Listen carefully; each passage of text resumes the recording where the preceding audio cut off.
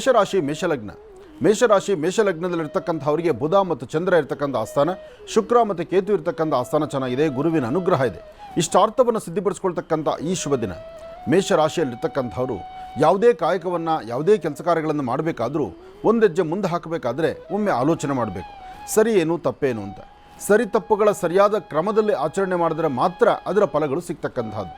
ಹಾಗೆ ಇವತ್ತಿನ ದಿವಸ ಪೂರ್ವಾಭಿಮುಖವಾಗಿ ನಿಂತು ಸೂರ್ಯದೇವರನ್ನು ಪ್ರಾರ್ಥನೆ ಮಾಡ್ತಾ ಮನೆಯಲ್ಲಿರ್ತಕ್ಕಂಥ ನಿಮ್ಮ ಮಾತಾಪಿತೃಗಳ ತಂದೆ ತಾಯಿ ಪಾದ ಮುಟ್ಟಿ ನಮಸ್ಕಾರ ಮಾಡಿಕೊಂಡು ತದನಂತರ ಆಚೆ ಹೊರಡತಕ್ಕಂಥದ್ದು ಭಾಳ ಉತ್ತಮ.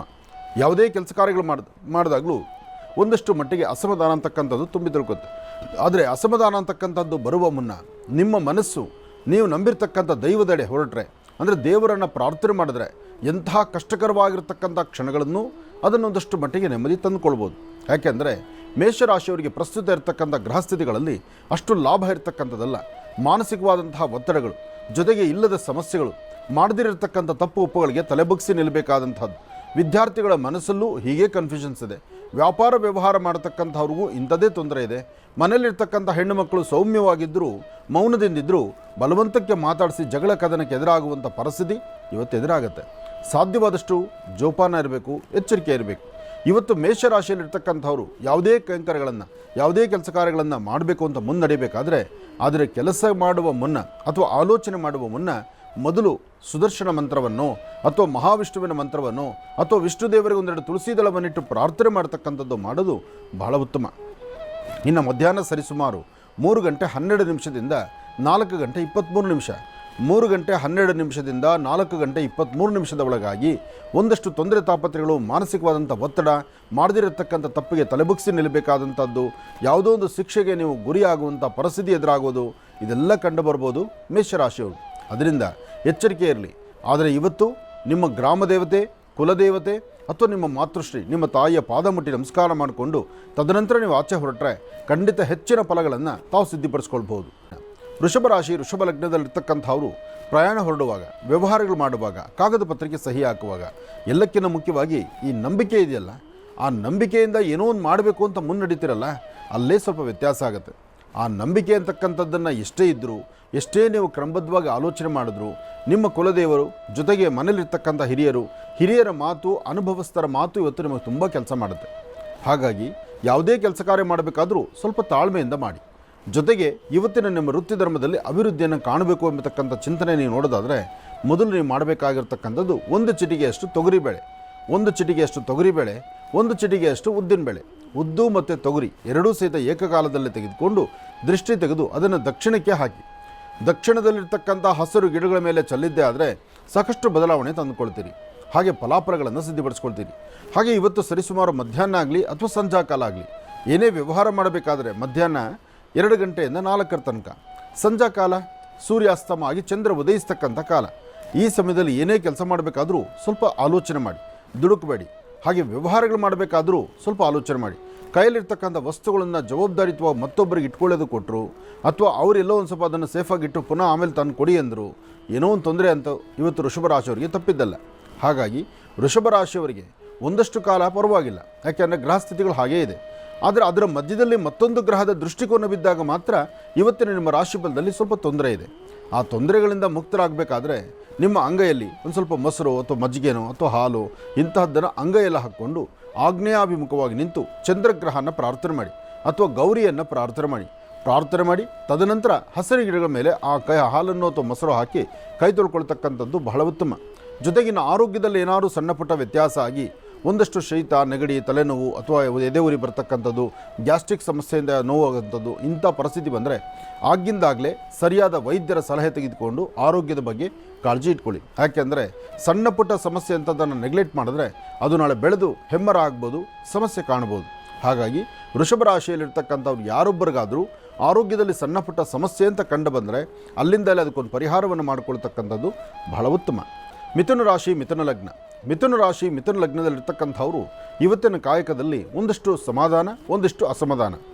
ಸಮಾಧಾನ ಅಂತಕ್ಕಂಥದ್ದೇನು, ಪ್ರತಿನಿತ್ಯ ಯಾವುದೋ ಒಂದು ಇದ್ದೇ ಇರುತ್ತೆ, ಏನೋ ಒಂದು ಆಗುತ್ತೆ, ಏನೋ ಒಂದು ಮಾಡಬೇಕು ಅಂತ ಮುನ್ನಡೆತಿದ್ದೀವಿ, ಅಲ್ಲಿ ವ್ಯತ್ಯಾಸ ಆಗ್ತಿದೆ ಎಂಬತಕ್ಕಂಥ ಚಿಂತನೆ. ಆದರೆ ಇನ್ನು ಸಮಾಧಾನ ಹೀಗಿದ್ದರೆ ಅಸಮಾಧಾನ ಅಂತಕ್ಕಂಥದ್ದು ಇದೆಯಲ್ಲ, ಅಸಮಾಧಾನದ ಜೊತೆಗೆ ಸಮಾಧಾನ ಅಂತ ಇರತಕ್ಕಂಥದ್ದು ಇವತ್ತು ನಿಮ್ಮ ರಾಶಿಫಲದಲ್ಲೇ ಭವಿಷ್ಯತ್ತಲ್ಲಿ ಸ್ವಲ್ಪ ತೊಂದರೆಗಳಿದೆ. ಆ ತೊಂದರೆ ತಾಪತ್ರೆಗಳನ್ನು ಬೇಗ ಗುಣಪಡಿಸ್ಕೊಂಡು ಸರಿಪಡಿಸ್ಕೊಳ್ಬೇಕಾಗಿರ್ತಕ್ಕಂಥದ್ದು ನಿಮ್ಮ ಧರ್ಮ.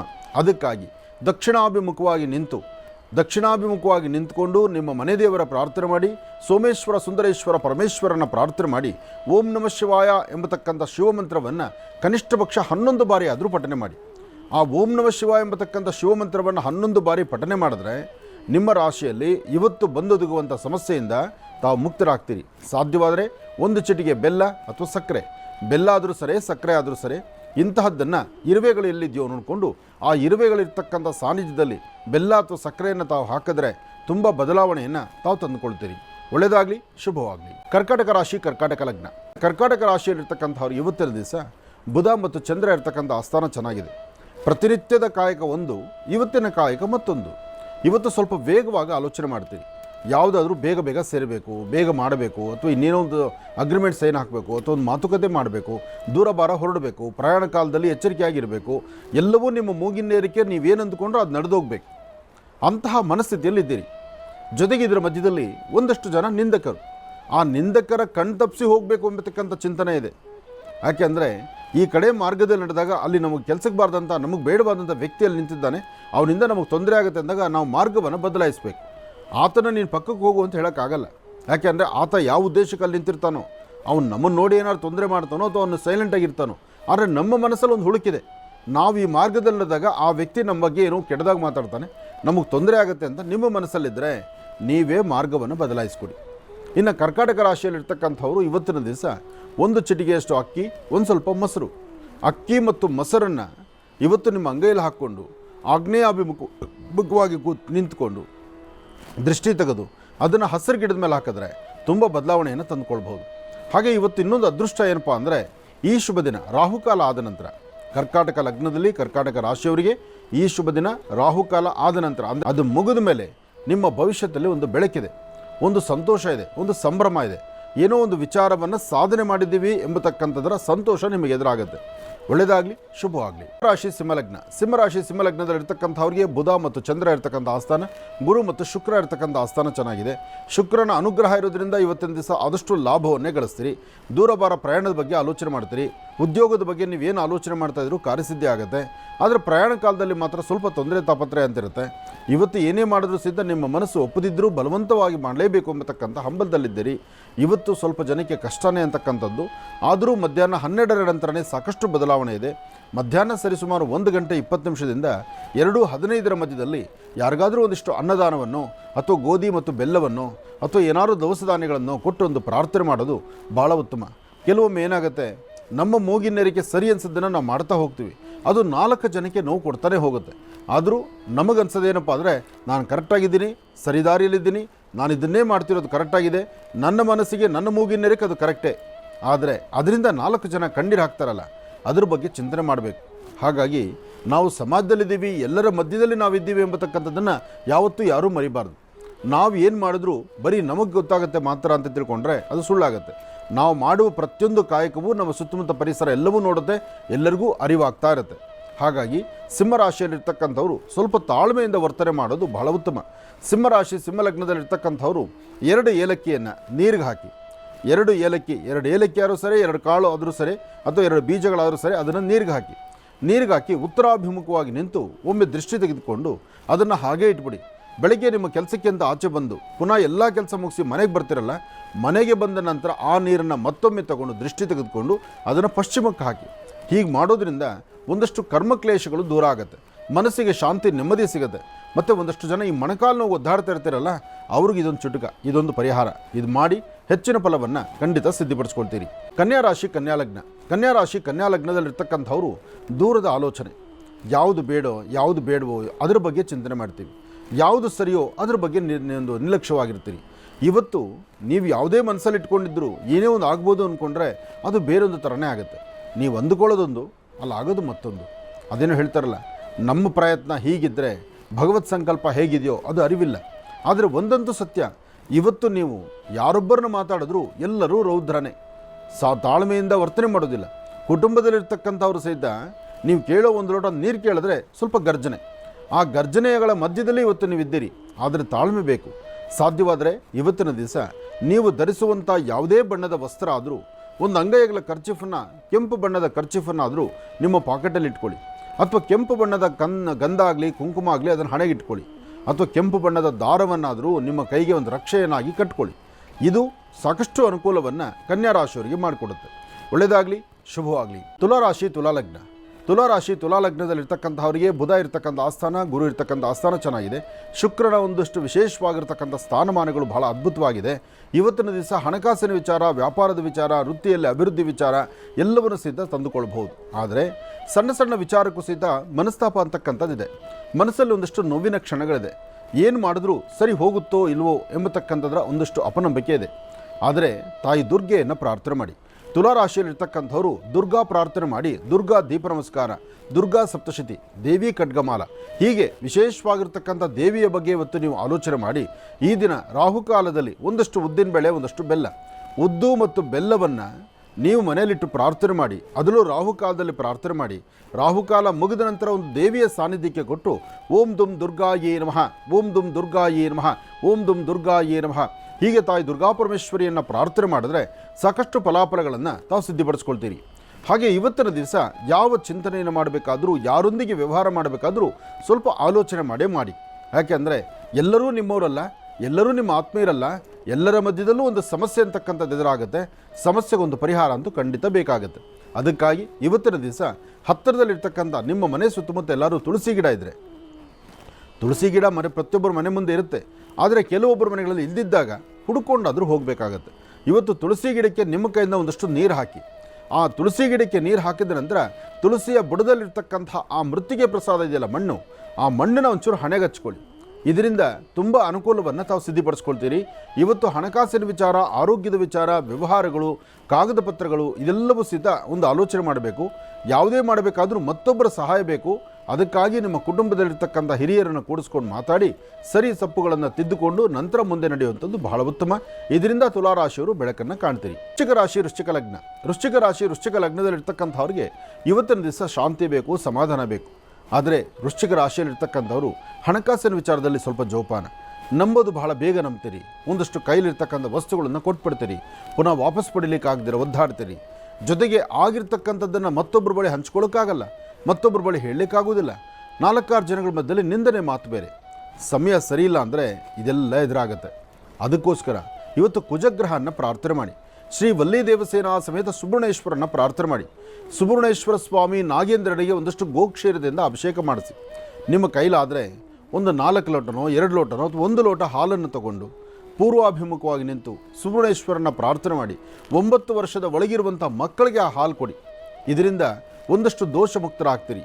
ಹಾಗೆ ಸಾಧ್ಯವಾದರೆ ನಿಮ್ಮ ಆರೋಗ್ಯ, ನಿಮ್ಮ ವ್ಯವಹಾರಗಳ ಕಡೆ ಒಂದಷ್ಟು ಉಪ್ಪು ಮತ್ತು ಬೆಲ್ಲವನ್ನು ಮನೆಯಲ್ಲಿ ದೇವರ ಹತ್ರ ಇಟ್ಟು ಸಂಜೆ ಪುನಃ ಮನೆಗೆ ಬಂದ ಮೇಲೆ ಅದನ್ನು ತಗೊಂಡು ಶಿವಾಲಯಕ್ಕೆ ಕೊಟ್ಟು ಬನ್ನಿ. ಹೀಗೆ ಮಾಡೋದ್ರಿಂದ ಸ್ವಲ್ಪ ಮಟ್ಟಿಗೆ ಚೇತರಿಸ್ಕೊಳ್ಬೋದು ವೃಶ್ಚಿಕ ರಾಶಿಯವರು.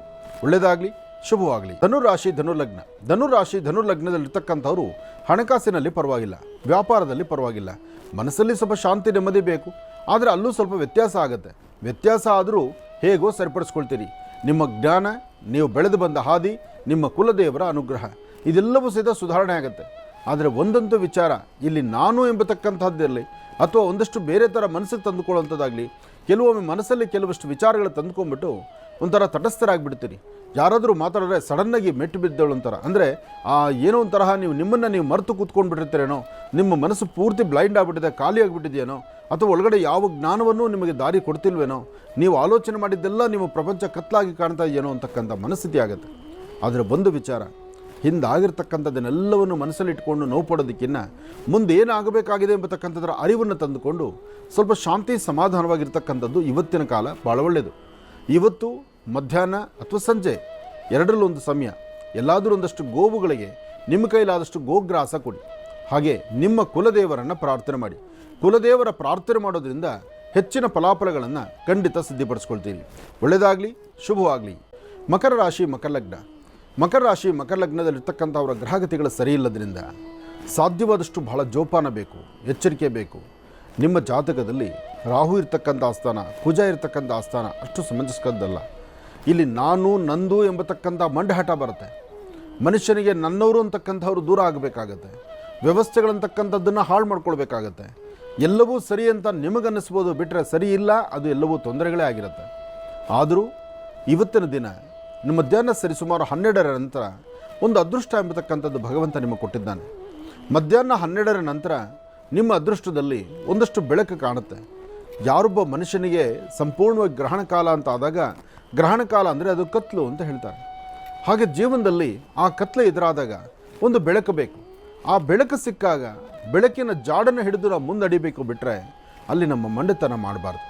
ಹಾಗೆ ಇವತ್ತು ಮಧ್ಯಾಹ್ನ 12ರ ನಂತರ ನಿಮ್ಮ ಜೀವನದಲ್ಲಿ ಒಂದು ಅದ್ಭುತವಾದ ಬೆಳಕಿದೆ.